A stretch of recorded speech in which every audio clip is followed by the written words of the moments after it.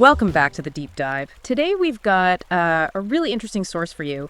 It's a guide to classical cinema, Cinema the Magic Vehicle. We're going straight into film history. Yeah, it's a great book. It covers films from, 1913 right up to 1981. And it's not just a list. It really tries to get you away from, all the modern remakes and back to the originals. Right, and that's exactly our mission today. We want to look at one of the absolute foundations of the epic film, try and understand the historical stuff, the social context that really shaped early big-scale movies. And for that foundation, you basically have to start with Giovanni Pastrone's 1914 silent film, Cabiria. The source calls it the most famous early triumph of the cinema. Cabiria. Okay. So it's immediately set up as this grand spectacle, right? The peak of the Italian historical epic. If we're talking scale entering movies, this is the one. It really is. It's important to remember this whole Italian historical epic thing. It sort of blew up and peaked really fast just in those few years before World War I. And Cabiria was, the crowning achievement. Okay, so let's talk about that scale, because that seems key to why it was such a triumph. The source says it was 4,500 meters long. That sounds technical. What did that actually mean for someone in 1914? It meant it was incredibly long, like over 3 hours long. It was really the first costume blockbuster attempted on anything like that scale. Think about it. Audiences just hadn't sat through a single movie that long with that much stuff happening on screen. And this kicked off a whole genre, didn't it? The peplum? Exactly, the peplum film. It's named after the robe women wore in ancient Greece, the peplus. It's a great name because it points to how the genre was obsessed with historical looks, even if the history itself was a bit, arbitrary. So why Italy? What was going on there right before the Great War that made them want to recreate ancient Rome on this, frankly, massive scale? This seems to tie into those political points the source makes. Yeah, and that's where it gets really interesting. This wasn't just like escapism. It was deeply tied into culture and nationalism. Italy hadn't been unified all that long, relatively speaking. And in the early 1910s, there was this huge push, politically and socially, to build a modern Italian identity. And what better way than reminding everyone, including themselves, of Rome's ancient power and glory? That's pretty much it. These films, Cabiria especially, were tapping right into that pre-war patriotic feeling. They were asserting Italy's cultural legacy, competing on the world stage. They basically wanted to show they could outdo the Americans and the French in making huge, impressive movies. Right, it's like cinematic nationalism, but with togas. Okay, so what's the story? What's the actual plot Pastrone used for this big statement? Okay, so it's set during the Punic Wars, Rome versus Carthage. The main story follows this young Roman girl, Cabiria. She gets kidnapped by Carthaginian pirates. Her journey involves her slave, Sist, who's this super strong, loyal guy, kind of like Hercules. He actually became a huge recurring character in later films. Oh, interesting. Yeah.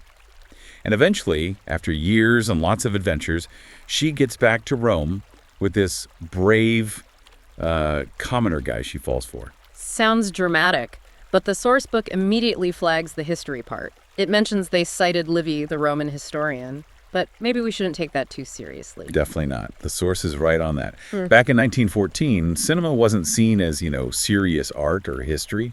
Nobody was calling up professors.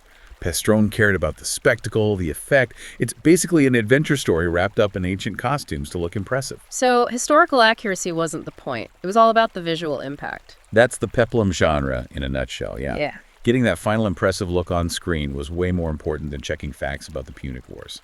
Okay, so if the story itself was a bit loose with the facts, the success must have come down to the visuals. Let's get into the techniques that made Cabiria such a big deal. Oh, the visuals were unlike anything seen before in 1914. Pastrone, he used the pseudonym Piero Fosco. He really gave Roman history this, artistic weight just through sheer size. We're talking enormous sets. He had reconstructions built of palaces, the Temple of Baal, supposedly how they looked 2,200 years earlier. And the source calls this the first such effort in cinema. That's huge. That's not just building a set. That's like major construction. It absolutely was. And it wasn't just the static sets. It was also how he handled the crowds. The source mentions the skillful direction of vast crowds of extras, getting hundreds, maybe thousands of people moving convincingly on camera. That was basically a new skill Pastrone was figuring out. Okay, so the size was one thing, but the technical stuff is where it gets really groundbreaking, right? What was he doing with the camera itself? This is where Cabiria really changed things. He brought in two major technical leaps that changed how films were made. The big one, the one we still see everywhere, was the dolly-mounted camera tracking shot. The tracking shot. So the camera actually moves with the action or through the scene. We take it for granted now, but why was that so revolutionary then? Well, before that, movies were mostly like watching a play, right? The camera just sat there, static, like you were in the front row. The dolly shot suddenly gave the film movement, energy. It let the director pull the audience into the scene, move through the space. It made the camera's perspective active, dynamic, even emotional. Wow. So the camera stopped just recording and started actually telling the story visually. What was the second big innovation? That was his sophisticated use of arc lighting, even for outdoor scenes. Normally, outside scenes just use sunlight, which you can't control. Arc lighting let Pastrone shape the light, create dramatic shadows and highlights, even on those massive outdoor sets. It made the spectacle look even more, well, sculpted and impressive. And you can really see how these things worked in the specific scenes the source mentions, like Hannibal crossing the Alps. Exactly. The sheer scale of that, or the detail in the Carthage marketplace scene. And that ritual sacrifice to Baal, apparently incredibly overwhelming. All made possible by this new camera movement and controlled lighting. Oh, and the special effects. Archimedes supposedly using lenses to burn the enemy fleet with sun rays that had to look convincing too. So technically, visually, Pastrone was ahead of his time, laying down the tools for modern filmmaking. But this brings us to what the source calls the great paradox of Cabiria. It says, while he pushed the technical side forward, the film didn't really advance narratively. That's the big disconnect, yeah. Pastrone was all about the image, not so much the story flow. The pacing was apparently quite jerky. The source says scenes were just like chapters in a screen book, and you needed these heavy captions to explain what was going on between them. Ah, the captions. And this is where that amazing story comes in. He actually hired Gabriele D'Annunzio, who was like the most famous writer in Italy then, to write the captions, trying to give the film some literary cred. Right.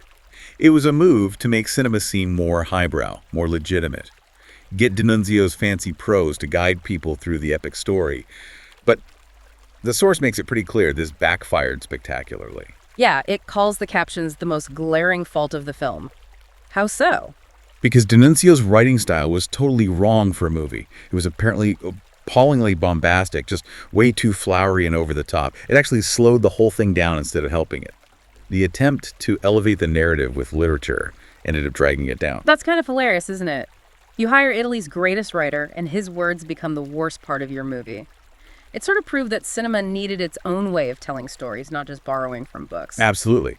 The film had found its visual language, the moving camera, the huge sets, but the storytelling was still stuck, in an earlier pre-film era. Okay, so this begs the question. If the story pacing was off and the famous writer's captions were terrible, why do we still talk about Cabiria as this major early triumph? Because the visual and technical impact was just so immense. It showed the world what cinema could be, this massive, spectacular form of entertainment.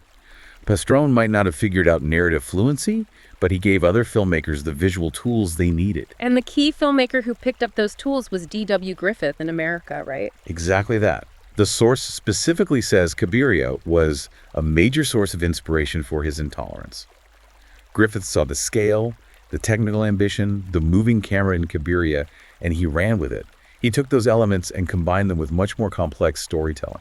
And Intolerance became this huge multi-story epic that really helped define the feature film as we know it. So this Italian film from 1914, born out of nationalism and technical wizardry, essentially taught Hollywood how to do spectacle. It showed them the potential. It proved the camera could move, that people would sit for hours watching something huge and visually stunning, and that you could shape emotion with sets and lighting. It was like a vital step forward. It broke through a barrier. So for you listening, the big takeaway here is that Cabiria is just fundamental. It's one of those necessary steps in cinema history. We still use the dolly shot it pioneered, and it really set the template for pretty much every historical epic, every blockbuster that relies on sheer scale and spectacle. It's definitely an essential film if you want to get cinema history. Yeah. Just understanding the effort Pastrone put in, combined with that whole pre-war Italian nationalist context, it makes it a fascinating historical object, not just a movie. So this deep dive, pulling from cinema, the magic vehicle, has really shown us how national ambition can accidentally lead to huge technical leaps.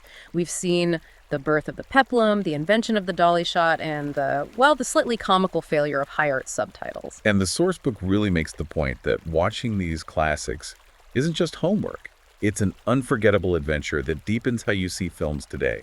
Which leaves us with something for you to think about.